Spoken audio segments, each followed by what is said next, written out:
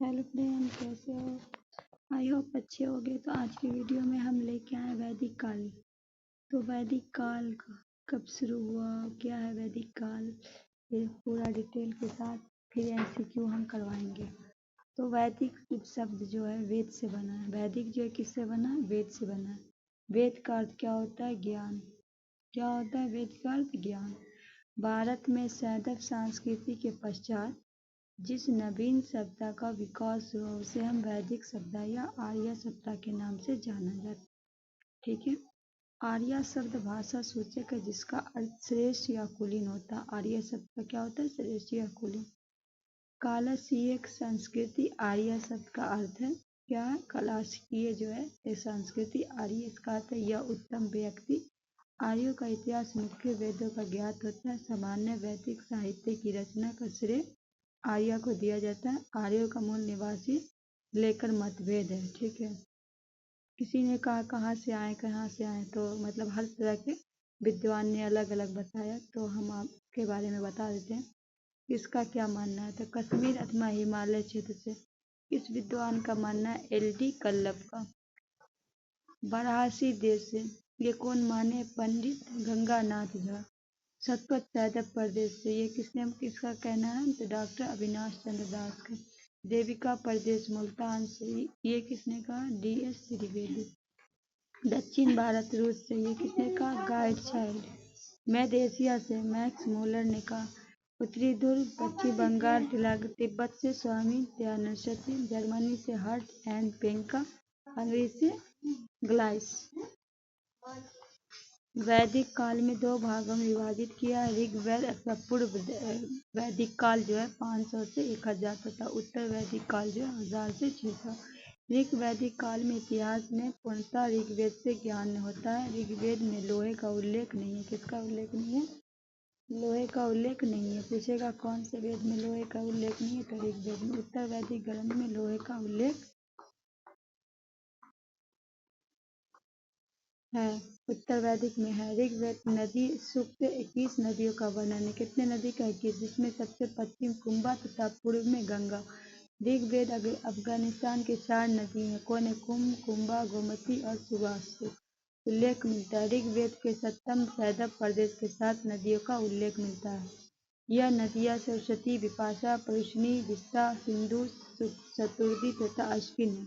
ऋग्वेद में यमुना नदी को 3 बार जबकि गंगा नदी का एक सबसे कम गंगा नदी का हुआ। इसमें कश्मीर की एक नदी मरुद्दा का उल्लेख मिलता है। ऋग्वेद में सिंधु नदी का सर्वाधिक उल्लेख हुआ। कौन सी नदी का? सिंधु का। जबकि ऋग्वैदिक आर्यों की सबसे पवित्र नदी किसको मानते थे? सरस्वती को मानते थे, जिसे मातेमा, देवीतमा तथा एवं नदीतमा नदियों के प्रमुख कहा गया। सिंधु नदी को उसके आर्थिक महत्व के कारण हिरयानी कहा गया, जिसमें गिरने की जगह परावत अर्थात अरब सागर बताई गई। गंगा यमुना में दोआब इस समर्पित आर्यों ने वारसी देश कहा। आर्यों ने हिमालय और विंध्याचल पर्वत के नाम से मध्य प्रदेश रखा।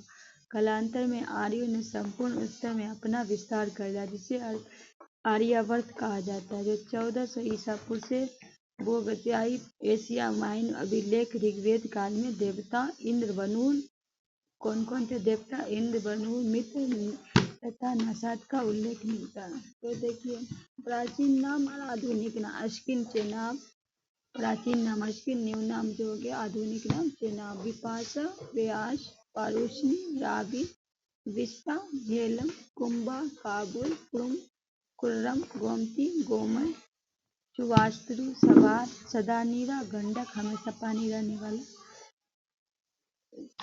साधुत्री, सलजल, विरासती, घग्गर। वैदिक साहित्य में श्रुति भी कहा जाता है। वैदिक साहित्य को क्या कहा जाता है? श्रुति भी कहा जाता है। श्रुति का शाब्दिक अर्थ क्या हुआ? सुना हुआ। भारतीय साहित्य वेद सर्वाधिक प्राचीन है। वेद 4 है। ऋग्वेद, सामवेद, यजुर्वेद और अथर्ववेद। ऋग्वेद, यजुर्वेद तथा सामवेद को वेदयात्री भी कहते हैं। क्या कहते हैं? वेदयात्री किसे कहते हैं? ऋग्वेद या यति कहा जाता है। प्रत्येक वेद 4 भाग होते हैं: संहिता, ब्राह्मण, ग्रंथ, आरण्यक और उपनिषद। ऋग्वेद में कुल 10 मंत्र तथा 1028 सूक्त है, 5 रचनाएं हैं, 10 से 17 सूक्त शाकल है, 11 सूत्र बलाक्रि और ऋग्वेद में 2 से 7 तक मंडल प्राचीन माने गए, 2 से 7 तक प्राचीन माने गए। तो प्रथम मंडल में मधु क्षमता मेघा, द्वितीय मंडल में ग्रीष्म, तृतीय मंडल में विश्वामित्र रचयिता जो है, चतुर्मंडल के रचयिता है वामदेव, सप्तम के हो गया आत्री, षष्टम के भद्रराज, सप्तम से वशिष्ठ, अष्टम से कनक और अग्नि, नवम के सोम देवता और अन्य ऋषि, दसम के बिंदा इंद्र इंद्र साची अन्य। उसके बाद है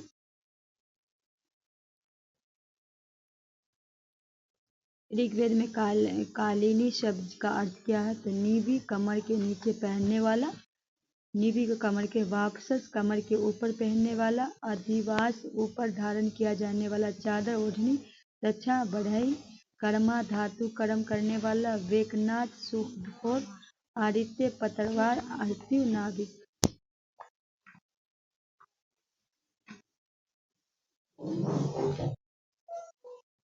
विभिन्न दिशाओं में राजा में विभिन्न नाम है, पूर्व में सम्राट, पश्चिम में सौराष्ट्र, उत्तर में विराट, दक्षिण में भोज और मध्य में राजा।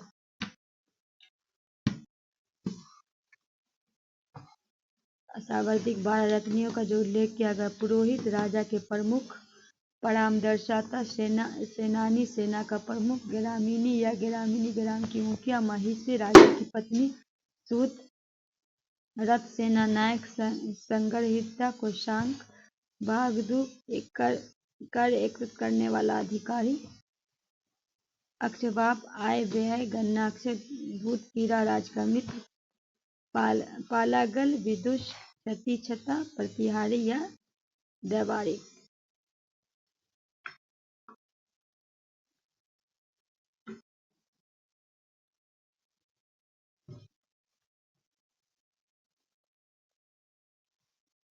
यहाँ से आपको क्वेश्चन करा देते हैं। तो आर्य शब्द इंगित करता है, तो क्या श्रेष्ठ पुल्लिंग को आपका डी हो जाएगा राइट। आर्य प्राचीन भारत यूरोपीय एक प्राचीन ईरानी भाषा बोलने वाले एक युग प्रयुक्त शब्द है। वैदिक सांस्कृतिक आर्य शब्द श्रेष्ठ शिष्ट अथवा सज्जन तथा नैतिक अर्थ में महाकुल कुलीन तथा साधु आदि के लिए प्रयुक्त होता है। शास्त्रार्थ अपने ऋषि भाष्य में आर्य का अर्थ विश्व यज्ञ अनुष्ठान वित्तसूत्र आदरणीय अथवा उत्तम वर्ष मनु कर्मयुक्त कर्मनिष्ठान श्रेष्ठ आदि बताया था। आर्य संस्कृति भाषा का शब्द है जिसका शाब्दिक अर्थ श्रेष्ठ या कुलीन है। क्वेश्चन नंबर 2 है, क्लासिकीय संस्कृति में आर्य शब्द का क्या अर्थ है। एक उत्तम व्यक्ति। क्लासिकीय संस्कृति में आर्य शब्द का अर्थ एक उत्तम व्यक्ति। वैदिक साहित्य में कहीं भी आर्य का एक जाति अथवा विशेष भाषा भाषी के रूप में उल्लेख नहीं हुआ। किसमें, वैदिक साहित्य में। क्वेश्चन नंबर 3, सबसे पुराना वेद कौन सा है। तो सबसे पुराना ऋग्वेद हो गया। सबसे नया पूछे तो अथर्ववेद हो जाएगा। अगर संगीत का पूछे तो सामवेद हो जाएगा। अगर पद दोनों पूछे तो यजुर्वेद हो जाएगा। तो इसका राइट आंसर बी हो जाएगा।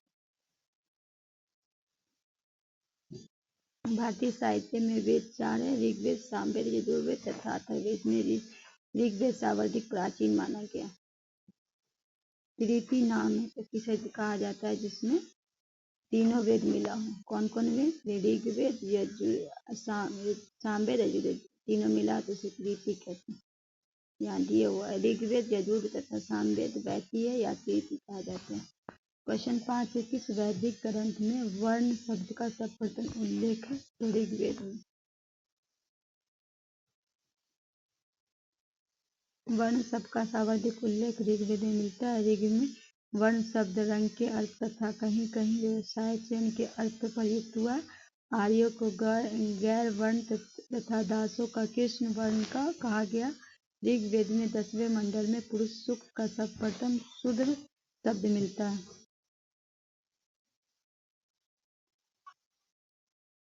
एक 1028 जो है सूक्त तथा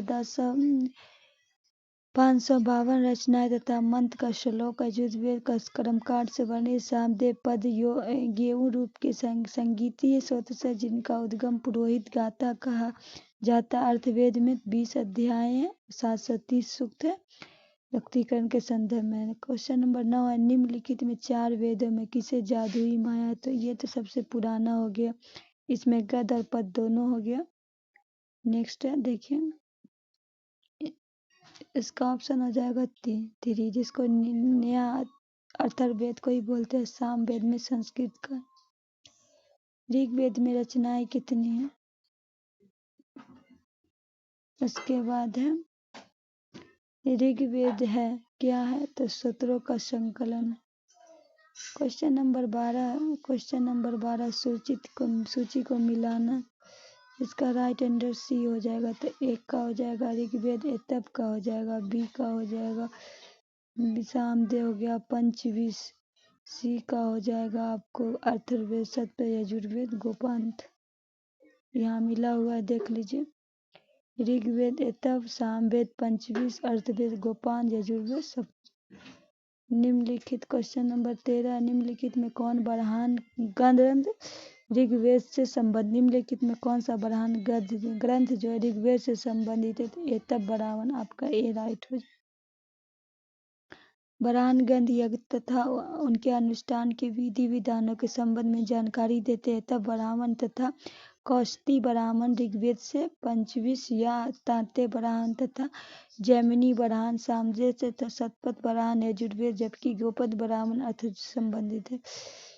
क्वेश्चन नंबर 14 है, गोपद ब्राह्मण का संबंधित किससे, तो अभी हम आपको पढ़ रहे थे, बताया गोपद ब्राह्मण जो अथर्ववेद से है, तो आपका सी इसमें जादू टोना के बारे में बताता है। ठीक है, सी आपका राइट होगा। ऋग्वेद में कौन सा मंडल पुण्य सोम को समर्पित है, तो ये 9वां मंडल हो जाएगा, आपका सी हो जाएगा। ऋग्वेद में कुल 10 मंडल, इसमें 9वें मंडल में 114 सूक्त सोम से समर्पित है। 16 ऋग्वेद में संहिता, 9वां मंडल पुण्य किसके संबंधित है, तो डी सोम और उसके पेट पर नामीकृत देवता। क्वेश्चन नंबर 6, यज्ञ संबंधित विधि का प्रावधान पता चला है, तो किसमें, यजुर्वेद में। यज्ञ संबंधी विधि विधानों का यजुर्वेद से पता चलता है। यजुर्वेद 2 भाग है, शुल्क यजुर्वेद तथा कृष्ण यजुर्वेद। क्वेश्चन नंबर 18, निम्नलिखित में किसका संकलन ऋग्वेद पर आधारित है, तो ऑप्शन बी हो जाएगा सामवेद। सामवेद में कितने हैं, सामवेद में कुल 1875 रचनाएं हैं, जिसका सामान्य मत अनुसार 75, जबकि कुछ विद्वान 99 को छोड़कर शेष सभी ऋग्वेद में उपलब्ध है। सामवेद का संकलन ऋग्वेद पर आधारित है। 19 क्वेश्चन नंबर, भारत की किस स्थल पर खुदाई से लौह धातु प्रचलन प्राचीन प्रमाण मिले हैं, तो ये क्या, अंतरजी खेड़ा में। बी आपका राइट हो जाए। अहिच्य, अंतरखेड़ा, आलमगीरपुर, मथुरा, रोपड़, श्रावस्ती, कपिल आदि स्थल पर खुदाई में लौह युग संस्कृति अवशेष प्राप्त हुए। अंतरजिखेड़ा लौह धातु मल तथा धातु शोधन होने वाली भट्टियां मिलती है, जिन्हें यह संकेत मिलता है कि यहाँ लौह धातु के गलने का कार्य स्थानीय रूप से होता है। उपनिषद के पुस्तक जो है ये डी है क्या, दर्शन पे है। उपनिषद दर्शन पे आधारित पुस्तक है, इसे वेदांत भी कहा जाता है। वेद होते हैं 4 और वेदांत कितने होंगे अगर पूछा जाए तो ये 6 होंगे। क्वेश्चन नंबर 21, उपनिषदों का मुख्य विषय क्या था, तो दर्शन हो जाएगा आपका। दोस्तों सेशन बहुत ही अच्छा है, आप शेयर जरूर कीजिए। क्वेश्चन नंबर 22 है, निम्नलिखित में किसे एक वैदिक साहित्य को मोक्ष की चर्चा मिलती है, तो किस में मिलती है, उपनिषद में मिलती है, आपका डी राइट होगा। वेद में मोक्ष शब्द जो है शब्द का प्रयुक्त नहीं हुआ, वेद में नहीं हुआ है। उपनिषद प्रथम बार मोक्ष शब्द मिला, यह शब्द श्वेतांबर उपनिषद से पहली बार आया।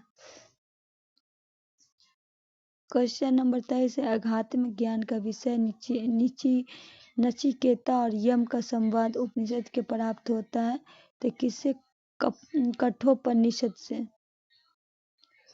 कठोपनिषद का यम और नचिकेता का संबंध गलत, इससे आचार्य यम के नचिकेता का उपदेश दिया, न तो आत्मा और न कभी जन्म होता और न कभी इसकी मृत्यु होती है, यह अजन्मा नित्य तथा अशक्त है। कठोपनिषद जो है ये कृष्ण यजुर्वेद पे उपनिषद है। नचिकेता आख्यान का उल्लेख मिलता है, नचिकेता का क्या मिलता है, तो कठोपनिषद से मिलता है, आपका सी राइट हो जाएगा। क्वेश्चन नंबर 25 है, उपनिषद काल में राजा अशपति शासक थे। कहाँ के थे? तो केकय के थे।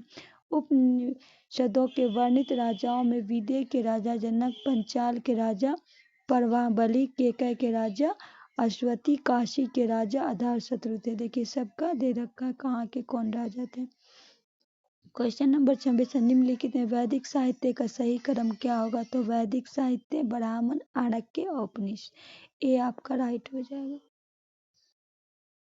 क्वेश्चन नंबर 17, आरंभिक वैदिक साहित्य में सावर्धिक नदी जो है सबसे ज्यादा किस नदी का था? हमने अभी बताया था 300 कुछ जो था वो कौन से नदी सबसे, तो आपको बताई थी कि सिंधु नदी को 300 कुछ है, इसका सावर्धिक है।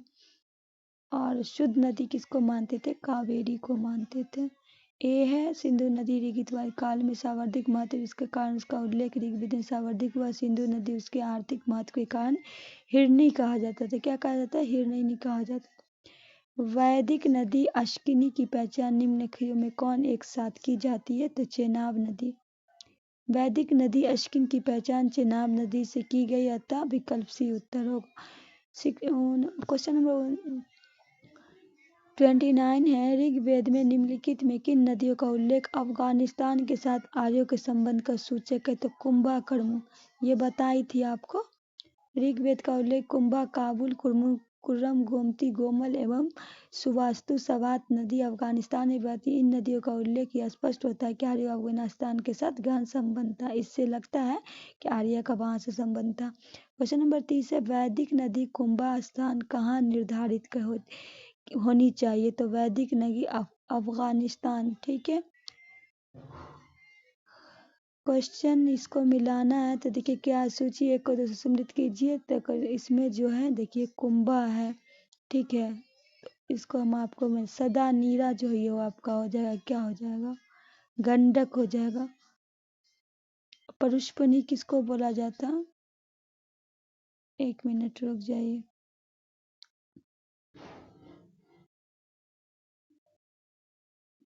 पहले तो इसका बी राइट हो जाएगा, हम यहाँ मिला के इसको दिखा देते हैं। इसका बी हो जाएगा आपको राइट। ठीक है।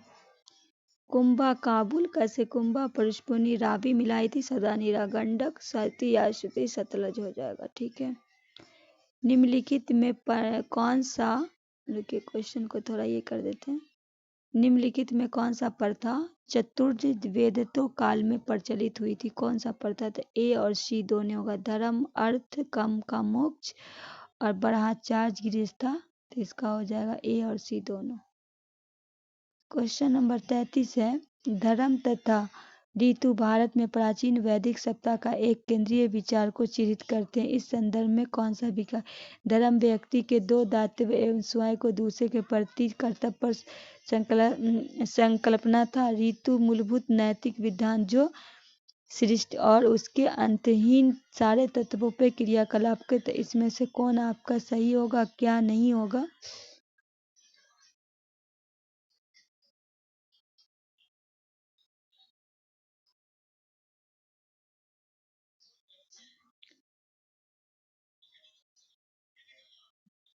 ए और दोनों राइट हो जाएगा। ठीक है।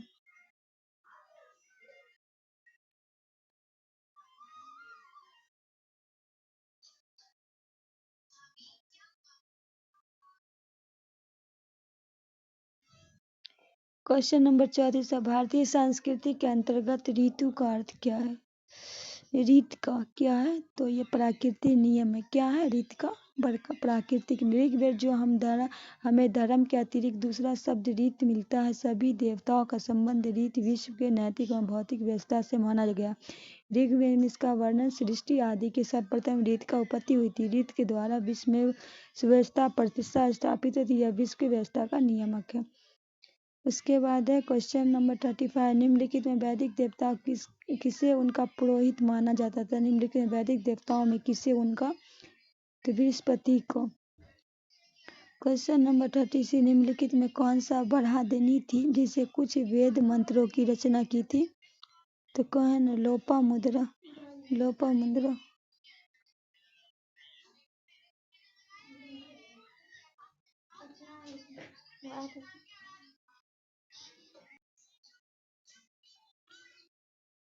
Question number 37। ऋग्वेद काल में निष्क शब्द का प्रयोग एक आभूषण के लिए होता था, किंतु परवर्ती काल में इसका प्रयोग इस अर्थ में हुआ है तो सिक्का के लिए, मतलब जो है निष्क का पहले होता था आभूषण के लिए, मगर परवर्ती काल में सिक्का के लिए हुआ।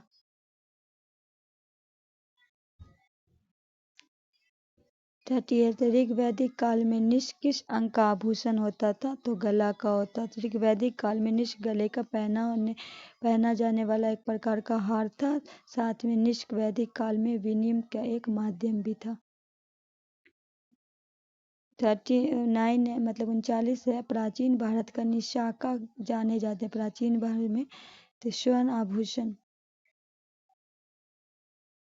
बौद्ध जातक जो में 3 प्रकार का स्वर्ण सिक्के उल्लेख मिलता है। प्रथम क्रम निशाका, दूसरा निष्क, तीसरा जो है सुवर्ण और तीसरे क्रम में मशाका। मशाका मूल्य दृष्टि सबसे निम्न, निशाका उच्च मूल्य की मुद्रा थी।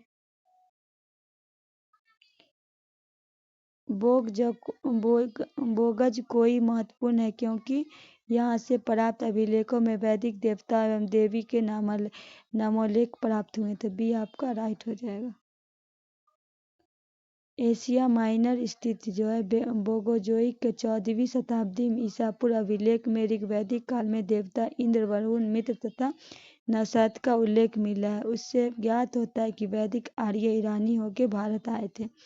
क्वेश्चन नंबर 41 है। निम्नलिखित अभिलेखों में कौन सा ईरान में भारत आर्यों आने की सूचना देता है तो कौन सा है जो भारत आने का सूचना देता है तो बोगज कोई।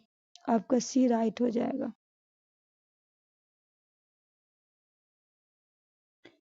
क्वेश्चन नंबर 42 है। 14वीं सदी में ईसा पूर्व में एक अभिलेख है जिसमें वैदिक देवताओं का वर्णन प्राप्त हुआ है तो बोगोजोइक से। बी आपका राइट हो जाएगा। नेक्स्ट क्वेश्चन है। निम्नलिखित में किसे आर्यों के आदि देश के बारे में लिखा था तो किसने लिखा था कि तो ये बाल गंगाधर तिलक ने लिखा था। बाल गंगाधर तिलक ने आर्यों के आदि देश के बारे में लिखा है। तिलक का यह मत है व्यक्त किया है कि आर्य आदि देश की ध्रुवी, किंतु तिलक इन इतिहासकार में मान्य नहीं है। क्वेश्चन नंबर 44 है। जिस ग्रंथ में पुरुष मेद का उल्लेख होता है वह क्या है तो देखिए इसका जो है ना थोड़ा ये है। पुरुष का एक प्रमुख यह शुल्क यजुर्वेद के तीसरे अध्याय कृष्ण यजुर्वेद, शुक्ल यजुर्वेद, शपथ ब्राह्मण तथा कृष्ण यजुर्वेद 33 ब्राह्मण से वर्णित है। अतः प्रश्न के लिए गए विकल्प तीनों मौजूद है। इसी कारण से कोई उत्तर नहीं दिया जा सकता।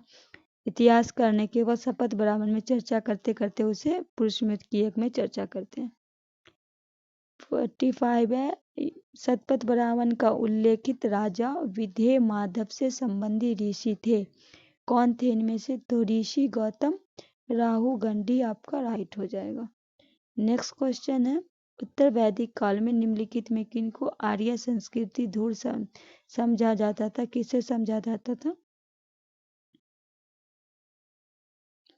आपका हो जाएगा सी राइट।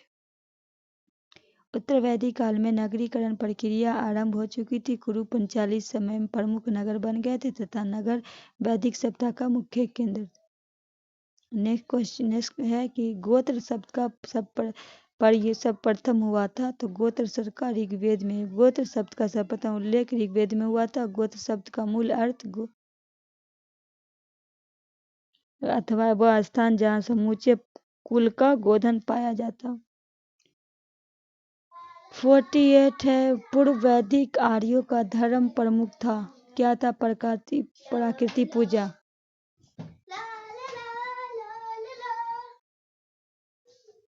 ऋग वैदिक काल में जनता निम्न में से मुख्यतः किसके विश्वास करती थी तो बलि एवं कर्मकांड पे। नेक्स्ट है। प्रसिद्ध 10 राजाओं का युद्ध किस नदी पे हुआ था परुष्पनी। ये हो जाएगा आपका डी से। ये आधुनिक में रावी नदी के नाम से भी जाना जाता है, याद रखिएगा। ऋग्वेद में उल्लेखित प्रसिद्ध 10 राजाओं का युद्ध किस नदी के किनारे हुआ परुष्पनी, जो अभी रावी नदी के नाम से जाना जाता है। 52 में से किस नदी के ऋग्वेद में माते महादेवी तमा एवं नदी तमा तो हमने बताया था सरस्वती क्यों। पवित्र नदी मानी जाती है। 53 उस जनजाति का नाम बताएं जो ऋग वैदिक आर्यों का पंचवजन से संबंधित नहीं था। तो कीकट नहीं था, यतु था, तुरसु था, पुरु था। 54 है प्राचीन काल में आर्यों में जीविकोपार्जन का मुख्य साधन था कृषि। ऋग्वेद में उल्लेखित यव शब्द किस कृषि उत्पाद हेतु प्रयुक्त किया गया है? जौ के लिए। सूची मिलाने का है तो सूची हम मिला देते हैं। 56 का हो जाएगा आपका डी, ए का हो जाएगा 2, बी का हो जाएगा 3, सी का हो जाएगा सी, 1 मिनट, सी का हो जाएगा आपके 4 और इसका हो जाएगा, मतलब ऑप्शन डी आपका राइट। यहाँ मिला हुआ है देख लीजिए। क्या किसको क्या बोला जाता था? बराही चावल, मुगदर मूंग, यव जौ, इंद्रु गन्ना। ऋग वैदिक पन्नी किस वर्ग के नागरिक थे? तो ये एक व्यापारी थे पन्नी। वैदिक युग में प्रचलित लोकप्रिय शासन प्रणाली थी तो वंश परंपरागत राजतंत्र। नेक्स्ट क्वेश्चन है वैदिक युगीन सभा तो मंत्री परिषद की। 60 है किस वेद में सभा और समिति की प्रजापति की 2 पुत्रियां थी? अथर्ववेद में। ठीक है, ऋग्वेद पुराना हो गया, सामवेद में संगीत का, यजुर्वेद में जो है वो यज्ञ के बारे में, अथर्ववेद में जादू टोना के बारे में। आपका डी राइट हो जाएगा। 61 है ऋग वैदिक जनसभा में न्यायिक कार्यों का संबंधित थे तो क्या सभा।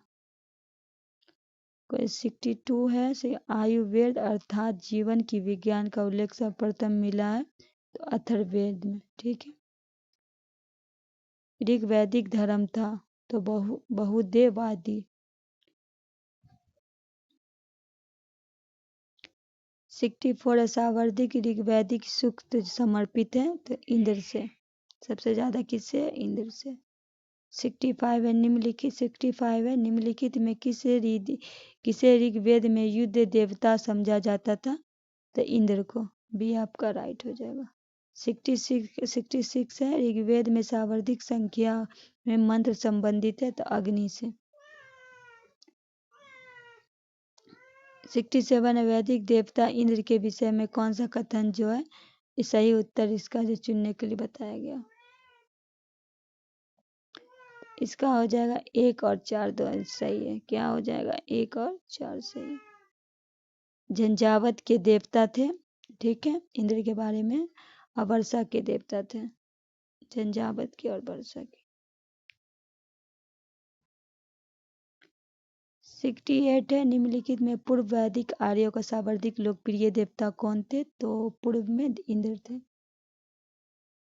69 है वैदिक देव मंडल में निम्न में कौन देवता युद्ध के देवता माने जाते हैं? इंद्र को। क्वेश्चन नंबर 70 है 800 से 600 ईसा पूर्व काल किस युग का था? तो बरहान युग का था। नेक्स्ट क्वेश्चन है गायत्री मंत्र किस पुस्तक में मिलता है? तो ऋग्वेद में मिलता है। नेक्स्ट है गायत्री मंत्र के नाम से प्रसिद्ध मंत्र सर्वप्रथम किस ग्रंथ में मिलता है? तो ऋग्वेद में मिलता है। नेक्स्ट है गायत्री मंत्र की रचना जो किसने की थी? तो विश्वामित्र ने की थी।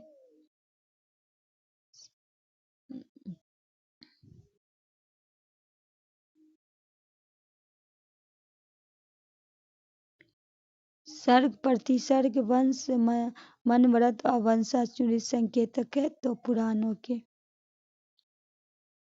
की संख्या कितनी है? कितनी है पुराणों की संख्या बताइए फटाफट। इतना इजी क्वेश्चन है तो आपको पता है कि पुराणों की संख्या कितनी है? 8 है। वेद कितने हैं? 4। वेदांग कितने हैं? 6। श्रीमद्भगवद गीता के मौलिक रूप से किस भाषा में लिखी गई थी? तो ये संस्कृत भाषा में लिखी गई थी। नेक्स्ट है महाभारत के मूल्य किस रूप से जानी जाती है? जैसाहिनता। कई बार पूछा गया है क्वेश्चन। 78 है। सहस्त्री संहिता उपनाम निम्नलिखित किस ग्रंथ से है? तो महाभारत का।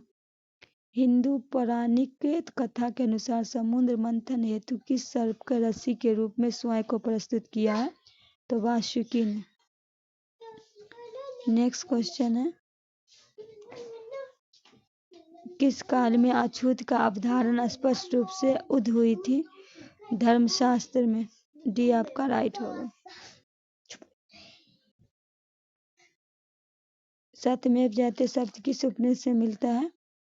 तो हो जाएगा मुंडकोपनिषद से। 82 है, सत्यमेव जयते शब्द कहाँ से लिया गया है? तो मुंडक उपनिषद से। 83 है, भारतीय प्रतीक का उत्कर्ण सत्यमेव जयते लिया गया है, कहाँ से लिया गया? मंडोपनिषद से। ठीक है। तमस्सो या ज्योतिर्गम कथन है मूल्य किसका है? तो उपनिषद से।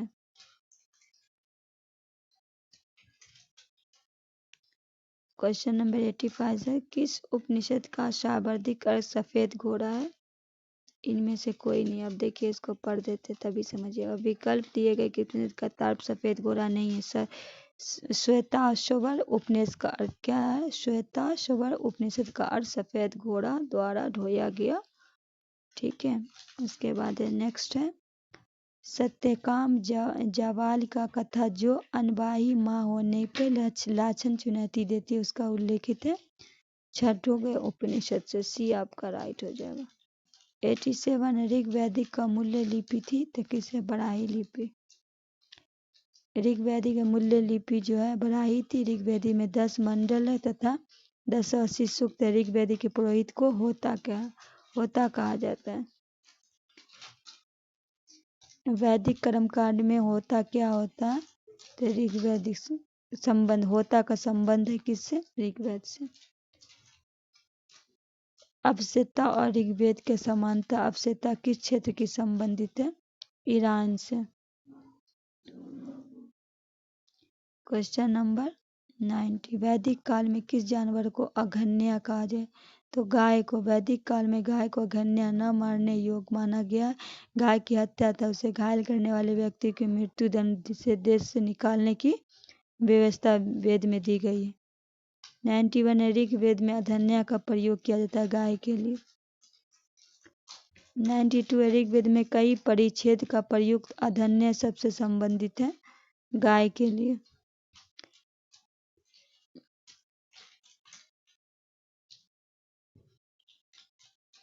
ऋग्वैदिक कालीन आर्य के सिंधु में लगे संस्कृति बीच अंतर के संबंध जो कौन सा सही है? तो इसका हो जाएगा आपको ए राइट। ऋग्वैदिक काल आर्य कवच में से शीर्षासन हेलमेट उपयोग करते थे, जबकि सिंधु घाटी सभ्यता के लोग इसके उपयोग कोई साक्ष्य नहीं है। ए हो जाएगा आपका। इसका डिटेलिंग है, ये देखिए।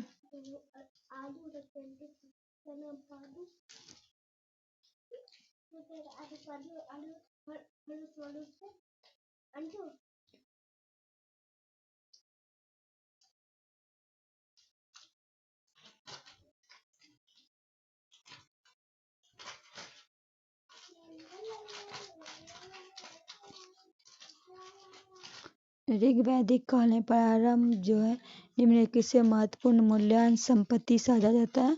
तो गाय को। ऋग्वैदिक काल में प्रारंभ में कौन सा महत्वपूर्ण मूल्यवान? तो गाय को। 95 है, इसको मिला देते हैं।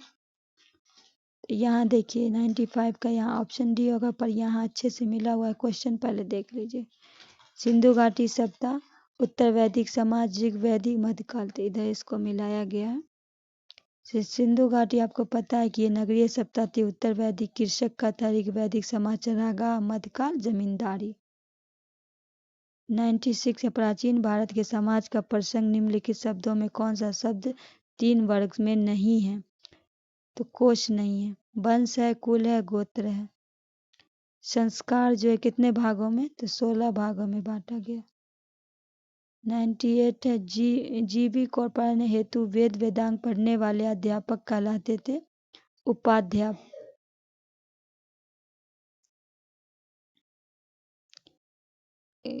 वीडियो को हम यहीं रोकते हैं, ठीक है। और नेक्स्ट वीडियो को हम लेके आएंगे, नेक्स्ट टॉपिक दिखा देते हैं क्या है, बौद्ध धर्म है। आज के वीडियो को हम यहीं समाप्त करते हैं, मिलते हैं नई वीडियो में। तब तक के लिए आप दीजिए इजाज़त। अल्लाह हाफिज़।